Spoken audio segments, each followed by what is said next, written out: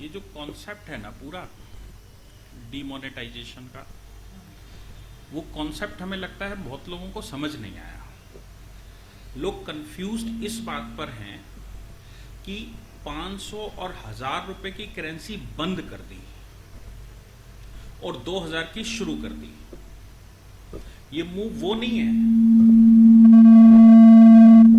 ये मूव वो नहीं है 5000 की खत्म करके 2000 शुरू करना, नहीं।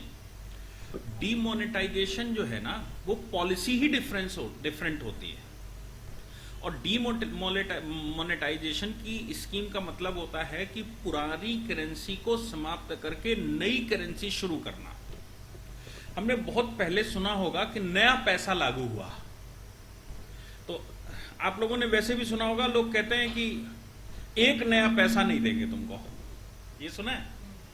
एक नया पैसा का मतलब मालूम क्या है? कि पुरानी वाली करेंसी खत्म करके नया पैसा चला था, तो उसको कहते थे नया पैसा। यानी कि पुराने पैसे की तो कोई वैल्यू नहीं है, नया वाला जो पैसा है उसका भी एक पैसा नहीं देंगे, वो चल रहा है आज भी। तो एक नया पैसा ऐसे बोला जाता था। एक मूवी भी आई थी नया पैसा।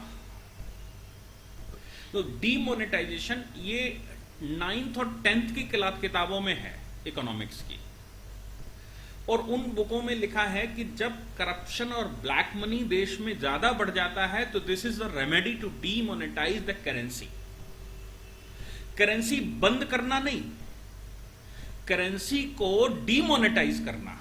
डीमोनेटाइज मतलब जो अभी मौजूदा करेंसी है उस करेंसी को खत्म करके उसको या तो नया रुपया नाम से नया निकालो, नया पैसा नाम से नया निकालो, या उसको खत्म करके नई करेंसी छाप दो।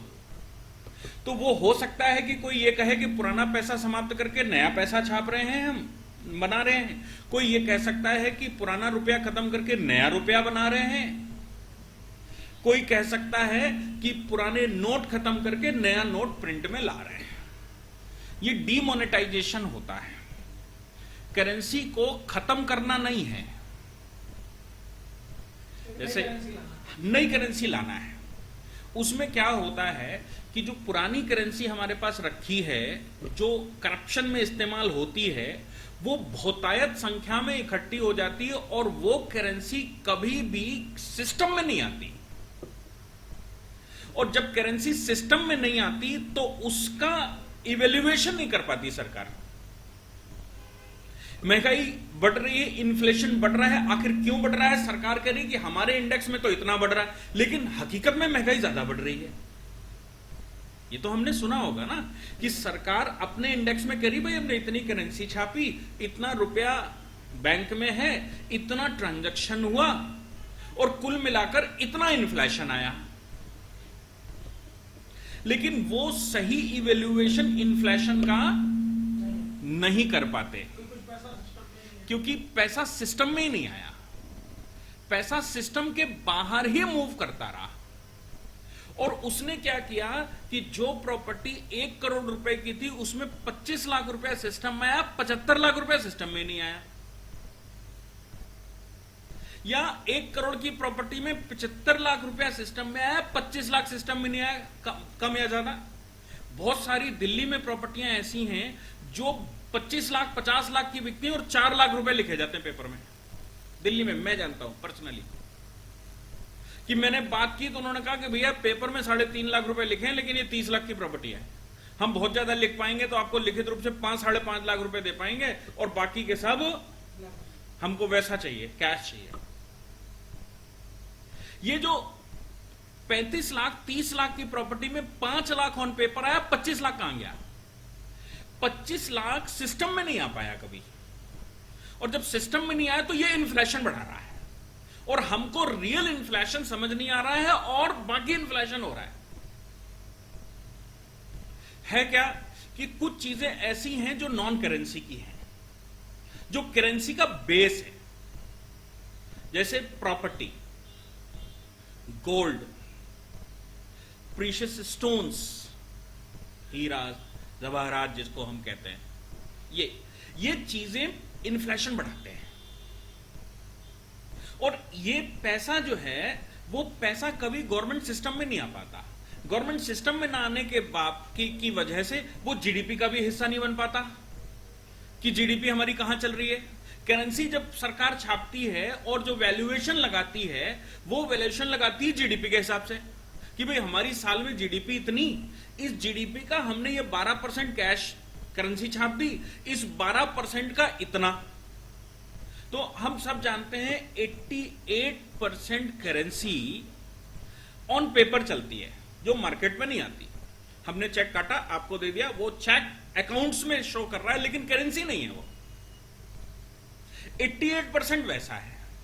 12% करेंसी छापती है जीडीपी की सरकार। उस 12% जो करेंसी छापती है, 12% का जो 40%, 30% ऐसे ही चल रहा है जो कभी सिस्टम में नहीं आता। वो 30, 40, 50% जैसे हमने कहा कि 14 लाख 15 लाख करोड़ प्राइम मिनिस्टर का स्टेटमेंट अगर सुनेंगे तो उन्होंने कहा 14 लाख करोड़ रुपया है मार्केट में। हम ये मान के चलें उस 14 लाख करोड़ रुपए में 5-6 लाख करोड़ रुपया, 4 लाख करोड़ रुपया, 5 लाख करोड़ रुपया ऐसा है जो सिस्टम में नहीं आता, जो हमारे हाथ से आपके हाथ और आपके हाथ से किसी और के हाथ और किसी और के हाथ से किसी और के हाथ और कहीं जाके तहखाने में पैक हो जाता है। उसका इवेल्युएशन कैसे करें? उसके लिए सरकार को क्या करना पड़ता है? सरकार को जब इंपोर्ट एक्सपोर्ट कम होने लगता है और इंपोर्ट बढ़ने लगता है तो सरकार क्या करती है कि अपने यहां इंपोर्ट को रोकने के पर्पस से कि उसका इंपोर्ट रुक जाए, इसके लिए वो करेंसी का अवमूल्यन करती है। डीवैल्यूएशन, दो शब्द हैं, डीमोनेटाइजेशन और डीवैल्यूएशन। तो डीवैल्यूएशन क्या होता है? डीवैल्यूएशन में सरकार घोषणा करती है कि आज से हम अपनी करेंसी को 2 रुपए, 3 रुपए, 4 रुपए गिराते हैं। सरकार जब अपनी करेंसी को गिराती है in respect of the SDR, special deposit rights, ये एसडीआर चलता है आईएमएफ में, रिसिप्ट्स आईएमएफ में चलता है, इंटरनेशनल मॉनेटरी फंड में, क्योंकि जब वहां से आप करेंसी को एक्सचेंज करते हैं तो वो कुछ हमारी करेंसी लेते हैं, कुछ गोल्ड उसका बेस होता है और उसके आधार पर वो एसडीआर बनाते हैं, ठीक है ना। तो हम एक्सचेंज कर पाते हैं। अब हमने अपनी करेंसी को यहां पर डिवैल्यूएट कर दिया इस उद्देश्य से कि हमारे यहां इंपोर्ट कम हो जाए, इंपोर्ट महंगा हो जाएगा। सपोज आज 60 रुपए का एक डॉलर है और कल 65 रुपए का डॉलर हो जाए तो जो चीज हमको 60 रुपए में मिल रही थी अब 65 में मिलेगी, क्योंकि वहां से तो $1 ही चला। यहां पर एक्सचेंज होकर वो 60 रुपए की जगह 65 रुपए, 65 रुपए की जगह 70 रुपए हुई, तो चीज इंपोर्ट महंगा हो गया 10 रुपए। अगर 60 रुपए वाली 70 में हमने खरीदी, इंपोर्ट महंगा हो गया तो डोमेस्टिक इंडस्ट्री को फायदा होता है। इसलिए डिवैल्यूएशन हम कर देते हैं करेंसी का, और उस डिवैल्यूएशन के पीछे हमारे पास गोल्ड, हमारे पास एसडीआर, हमारे पास फॉरेन करेंसी, हमारी जीडीपी, इन सबको कैलकुलेट करती है एक फॉर्मूला बनाकर, ठीक है ना। अब ये तो सिस्टम हो गया। इसके बाद वो जो 12% करेंसी है, 12% के बाद जैसा कि अनुमान लगाया जा रहा था कि पाकिस्तान ने अपनी करेंसी से ज्यादा हमारी करेंसी छापते हैं और वो करेंसी भारत में चली जाती है, और कुछ स्थानों पर वो करेंसी बहुत अच्छी चलती है।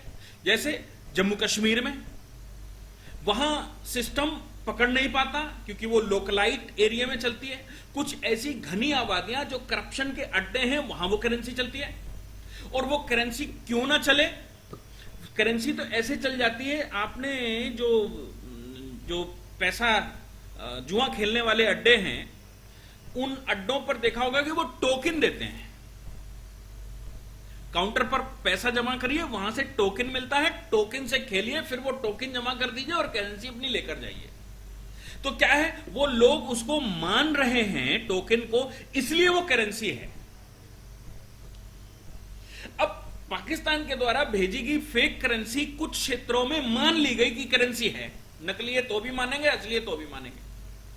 वो जो वहां पर चल गया, जैसे कश्मीर के किसी एक पार्टिकुलर हिस्से में उन्होंने कहा साहब हम इसको मान्यता है, क्योंकि उनके पास वो कहते हैं हमारे पास कमाने को नहीं, हमारे पास ये पाकिस्तान से जो आ रहा है यही हमारी कमाई है, यही हमारा व्यापार है, हम सिर्फ सेना पर पत्थर फेंकेंगे और उस बात का पैसा लेंगे। अब पैसा भारत सरकार तो देने से रही, वो पाकिस्तान से फेक करेंसी आई और वो पैसा उसने यहां पर दे दिया, और यहां पर उन्होंने कहा हम मानते हैं इसको। तो उसमें लिखा तो है, गांधी जी की फोटो छपी है और भारतीय रिजर्व बैंक लिखी, छाप दिया पाकिस्तान है। ऐसी करेंसी, ऐसा अनुमान है कि हमारे पास जो करेंसी है उसका 50% करेंसी ऐसी आ चुकी है, यानी कि 12-14 लाख करोड़ ये और 4-5 लाख करोड़ रुपया और, इसलिए अंदाजा लगाया गया कि लगभग 18-18.5 लाख करोड़ रुपया बड़ी करेंसी भारत में है, जिसमें 4-5 लाख करोड़ रुपया फेक करेंसी है और बाकी का 14 लाख करोड़ रुपया ओरिजिनल जो हमारी करेंसी है वो है। ये जब सिस्टम में नहीं आया तो इसने सिस्टम को जाम कर दिया, ना उसमें से टैक्स निकला, ना वो इंडेक्स को फिट होने देता है, ना वो सिस्टम को बताता है कि हमारी प्रोग्रेस क्या है, ना वो जीडीपी बढ़ाता है, जीडीपी पर आता है, लेकिन वो चल रहा है क्योंकि सिस्टम चल रहा है। ऐसा बहुत जगह पर वहां पर होता है जहां पर लोग एक क्लस्टर बनाकर रहते हैं। अभी क्लस्टर बनाकर रहने का मतलब वो अंदर ही वही चल गया, बाहर तक वो करेंसी निकली नहीं, वो अंदर उसी मोहल्ले में चलती रही, इसके घर से उसकी घर में, उसके घर से उसके घर में, उसके घर से उसके घर में, वो अंदर अंदर चलती रही। सेम वैसे ही जैसे कि बैंक में करेंसी सिर्फ जीरो बढ़ा रही थी, करेंसी कुछ थी नहीं, सिर्फ कैलकुलेशन था। वो उस मोहल्ले में, उस पार्टिकुलर एरिया में, हिंदुस्तान में बहुत सारे एरिया हैं, हैदराबाद ऐसा अड्डा है, कानपुर ऐसा अड्डा है, मेरठ ऐसा अड्डा है, बरेली ऐसा अड्डा है, ये हिंदुस्तान के बहुत बड़े, कलकत्ता अड्डा है ऐसा, जहां पर इस तरह की करेंसियां अंदर अंदर मोहल्लों में चल जाती हैं। किन कुछ पार्टिकुलर एरिया में इनकम टैक्स तो छोड़ो, पुलिस वाले नहीं घुस पाते, कौन पकड़ेगा उसको, कैसे पकड़ेगा? जब पुलिस घुस ही नहीं पाती उस पार्टिकुलर क्षेत्र में, तो वो करेंसी कैसे पकड़ेगी उसको? तो सरकार को जब कोई मूव दिखाई नहीं देता कि क्लस्टर बन गए हैं, दंगे फसाद हो सकते हैं, अगर मैंने ब्लैक करेंसी पकड़ी, ब्लैक मनी को पकड़ा, तो सरकार के पास एक बड़े अस्त्र के रूप में पूरे संसार में डीमोनेटाइजेशन एक अस्त्र होता है। डीमोनेटाइजेशन का मतलब यह नहीं है कि बड़ी करेंसी को खत्म कर देना, डीमोनेटाइजेशन का मतलब है कि उस पार्टिकुलर करेंसी को खत्म करके उसको रिप्लेस कर देना, और वो रिप्लेस करके दूसरी करेंसी आ जाती है। ये एक इनिशिएटिव के रूप में सरकारें लेती हैं, और उस इनिशिएटिव के बाद जब एक मूवमेंट आ जाता है, तो जो बड़ी करेंसी उसने रिप्लेस की होती है, उस बड़ी करेंसी को भी धीरे धीरे खत्म कर देती है। क्योंकि बड़ी करेंसी अगर नहीं होगी तो बहुत तेजी से अफरा तफरी बढ़ जाएगी,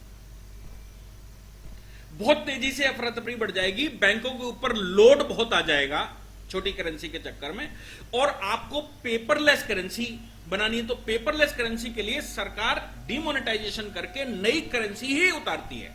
हो सकता है उतनी बड़ी उतारे, हो सकता है उससे बड़ी उतारे, जैसा भारत सरकार ने 2000 का नोट निकालकर किया। लेकिन वो 2000 का नोट जब भारत सरकार छापेगी तो लिमिटेड छापेगी। वो लिमिटेड छापने का मतलब है वो सारा सरकार के रेगुलेशन में होगा, और उसके बाद धीरे से जब पेपरलेस होते जाएंगे तो धीरे से उसको भी रिप्लेस कर देगी और उसकी जगह छोटी करेंसी पकड़ा देगी, और पकड़ाने के बाद फिर वो सिस्टम में आ जाएंगे, फिर पेपरलेस चल जाएगा। एटीएम कार्ड का इस्तेमाल करें, क्रेडिट कार्ड का इस्तेमाल करें, डेबिट कार्ड का इस्तेमाल करें, स्वाइपिंग कार्ड का इस्तेमाल करें, ये दुनिया भर के कार्ड हैं उनका इस्तेमाल करें। हर दुकान पर एक स्वाइपिंग मशीन हो।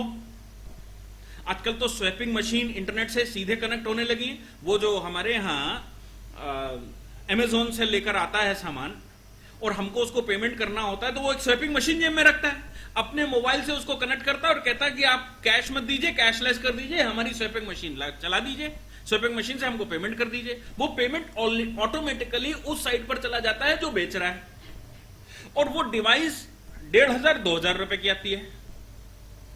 क्या वो डिवाइस हमारी दुकानों पर नहीं हो सकती? हर आदमी के पास मोबाइल है, हर आदमी के पास इंटरनेट है, और बड़ी दुकानों पे तो बैंक वाले फ्री हर बैंक की होती है। वो कहते हैं आप बताओ कौन सी बैंक है आपकी, उस बैंक का स्वैप सारी बैंकें रख जाती हैं कि भाई इसका ट्रांजैक्शन है रोज 20 लाख रुपए का, और ये जमा करने आएगा और हमको भी दिक्कत है।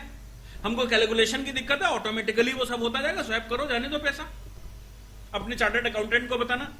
तो क्या है, ये पेपरलेस जो सिस्टम है, जैसा यूएस में बहुत बड़े स्तर पर हो गया, यूरोपियन कंट्रीज में हो गया, हम भी पेपरलेस पर आएंगे, लेकिन पेपरलेस आने से पहले हमको बड़ी करेंसी जरूरत नहीं, बहुत ज्यादा अफरी तफरी मच जाएगी। इसलिए हमने करेंसी रिप्लेस करके एक बड़ी करेंसी भी मार्केट में उतार दी, ताकि अभी फिलहाल साल खांड, जब तक ये पूरा सिस्टम खत्म नहीं होता और पेपरलेस नहीं बना देते, तब तक के लिए तो बड़ी करेंसी चले ना। इसलिए जो करेंसी का नोट भी सरकार ने छापा है, वो इतना अच्छा नहीं छापा है कि वो 20 साल चलाना है। वो नोट भी सरकार ने ऐसा छापा है कि वो साल 2 साल बाद अपने आप खत्म हो जाएगा। वो अगर 10 बार ट्रांजैक्शन कर लेगा उस नोट से, तो वो नोट खुद ही आरबीआई चलाएगा कि मुझे बदल दो, मैं चलने लायक नहीं हूं। ठीक, एक बहुत बड़ा मूव देश में इस समय हो सकता है, क्योंकि एक बहुत बड़े तबके के ऊपर बहुत बड़ी चोट पड़ी है, शायद इंडिपेंडेंट के बाद पहली बार। आजादी के बाद दंगे हो चुके हैं भारत में बहुत बार, उतनी बड़ी मार कभी नहीं पड़ी जितनी बड़ी मार ये 8/8/2016 को पड़ी। 8 दूनी 16 हो गए पूरे, 8, 8, 2 और 16, तो 8 दूनी 16, पूरा काम सरकार का हुआ। खैर, उसका परिणाम क्या हो सकता है, हमको सबको सावधान रहने की आवश्यकता, सबको, पूरे हिंदुस्तान को। क्या हो सकता है, ये लोग जो 20 से 25% लोग, ऐसा हम मान लें, 10%, 5% मान लें, 5% लोग समाज के ठेकेदार हैं। ये ठेकेदार लोगों को भड़काकर दंगे करवा सकते हैं। ये ठेकेदार जो दुबई में बैठे हुए हैं, वो हिंदुस्तान में अफरा तफरी फैला सकते हैं ताकि ये मूवमेंट खत्म हो जाए।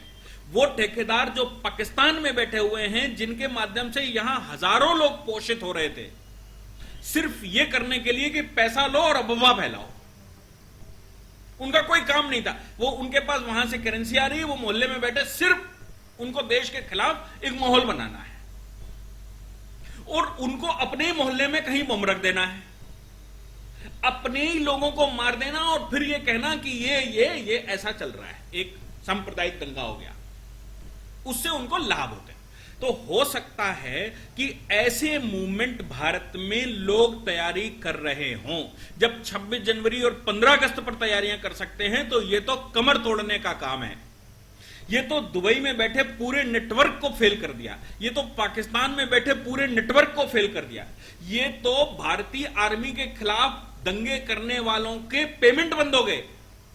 ये जो एनजीओ गैंग हिंदुस्तान में बैठा, जो पॉलिटिकल पार्टियां चलाता है, वो एनजीओ गैंग की कमर तोड़ दी सरकार ने एक मूवमेंट में।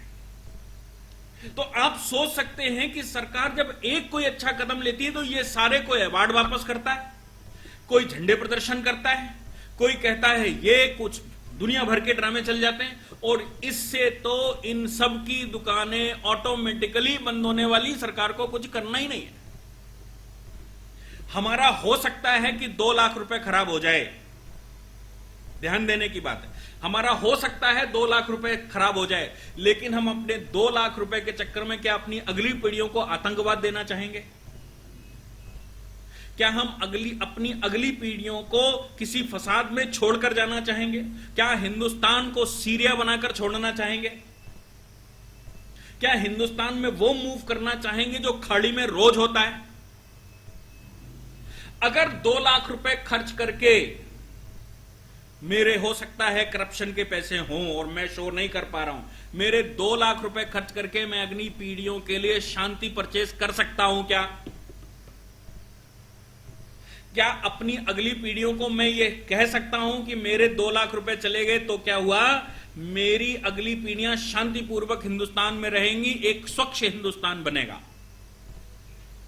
क्या 2 लाख रुपए का सौदा महंगा है? वो गरीब आदमी के पास तो पैसा पहले ही से नहीं था, इसलिए उसके पास एक 500 का नोट था, उसके ऊपर कोई फर्क नहीं पड़ना। उसके पास 4 500 के नोट होंगे, उस पर कोई फर्क नहीं पड़ना। एक परिवार में अगर 5 लाख रुपया रखा होगा तो उसके ऊपर फर्क नहीं पड़ना, क्योंकि 2.5 लाख वो जमा कर देगा 3 अकाउंटों में। 10 लाख रुपए एक घर में खपाना बहुत आसान है। एक परिवार में हम ये मान के चलें कि में हम ये मान के चलें कि कम से कम 4 सदस्य तो होंगे, 4 सदस्य के 4 अकाउंट में 2 लाख 2.5 लाख के हिसाब से 10 लाख। अगर 10 लाख से ऊपर भी आपके घर में पैसा है तो फिर आप गरीब काय बात करेंगे। इसलिए जिसके पास 10-15 लाख रुपए भी हैं उसके ऊपर फर्क नहीं पड़ने वाला, जिसकी पैतृक संपत्ति है उसके ऊपर फर्क नहीं पड़ने वाला, जिसने संपत्ति कमाकर खरीदी है उसके ऊपर फर्क नहीं पड़ने वाला। फर्क सिर्फ उसके ऊपर पड़ने वाला है जिसने बिना काम करे पैसा कमाया था। जैसा बिहार के आरटीओ के क्लर्क के यहां 60 लाख रुपया नगद पाया गया और 50 करोड़ की संपत्ति। एक क्लर्क जिसकी सैलरी 30,000 रुपए है, उसके घर में 2 BMW, 1 Fortuner, 1 land cruiser, 1 Toyota, 3 crore 70 lakh की गाड़ियां उसके घर में खड़ी चबूतरे पर, 2 बाइकें और 2 स्कूटी और 40 मकान। 30,000 रुपए पैदा करने वाले एक क्लर्क क्या, इन्हें टीवी पर मूवमेंट चल रहा था, वो पूरा दिखा रहे थे, पकड़ा है बिहार सरकार। बिहार सरकार ने ऐसे 10 लोगों को पकड़ा है जिनकी जो सैलरी है वो 50,000 रुपए के नीचे है और उनके पास जो प्रॉपर्टी है वो 50 करोड़ के ऊपर है। और वो जब नौकरी पर लगे तब उनके पास पैसे नहीं थे और नौकरी के बाद 10 साल 15 साल में ही 50 करोड़ की संपत्ति बन गई, सिनेमा हॉल 2-2 बन गए। क्या ऐसे लोगों को आप बढ़ावा देना चाहेंगे? मैं कहता हूं कि 1 लाख 2 लाख हर व्यक्ति को खर्च करने पड़े तो खर्च करके इसको खत्म कर दे। ये तो लाइन में लगने की बात है केवल। 1 लाख 2 लाख अगर सबको देने पड़े तो खर्च कर दे। याद करो सन 1942 जब गांधी जी ने भारत छोड़ो आंदोलन छेड़ा था तो लोगों ने अपनी ज्वेलरी, अपनी संपत्तियां दे दी थी सरकार को मूवमेंट में और कहा था ये पैसा लो और अंग्रेजों को बाहर निकालो। याद करो 1905 स्वदेशी मूवमेंट चला, उस स्वदेशी मूवमेंट में लोगों ने अपनी संपत्तियां छोड़ दी, अपने घर की ज्वेलरी त्याग दी महिलाओं ने और कहा कि बस किसी तरह से देश बचा लो। क्या 2016 में ऐसा कोई आह्वान होता है कि देश बचाने का नंबर है 1 लाख 2 लाख रुपए मेरे लॉस में जा सकते हैं? मैं कहता हूं जाएंगे तो किसी के नहीं। तो क्या हम 1 लाख 2 लाख खर्च करके अपने देश को बचा सकते हैं? हमको बचाना चाहिए। क्यों?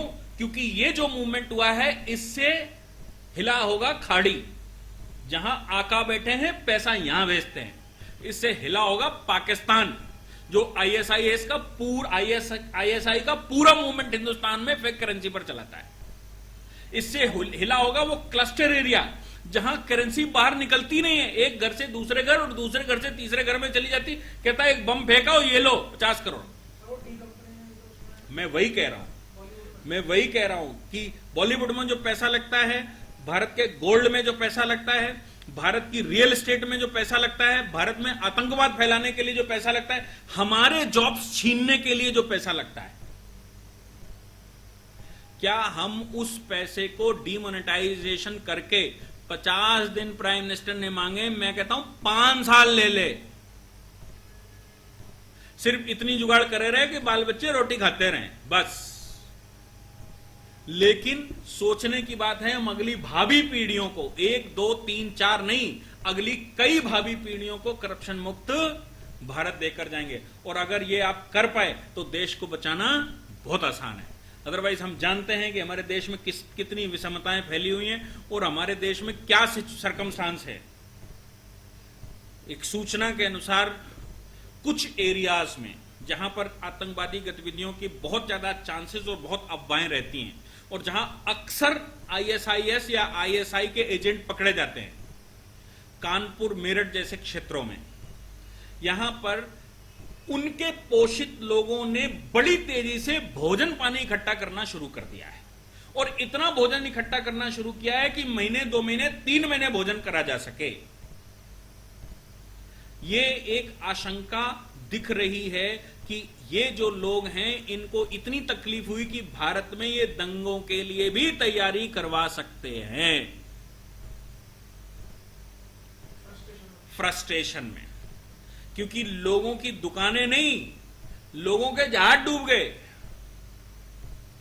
इसलिए पूरे हिंदुस्तान को इस समय देखकर भावी पीढ़ियों का भविष्य देखकर काम करना चाहिए। और जैसा प्राइम मिनिस्टर कहते हैं, सैल्यूट करता हूं मैं कि करोड़ों करोड़ लोग रोड पर हैं। आज तो मेरे ख्याल से कोई भी परिवार घर में नहीं होगा, सारे रोड पे ही है। करोड़ों करोड़ लोग रोड पर हैं। अगर उसमें देश में कोई एक आध कैजुअलिटी होती है 125 करोड़ में, तो वो नेचुरल कैजुअलिटी भी रही होगी।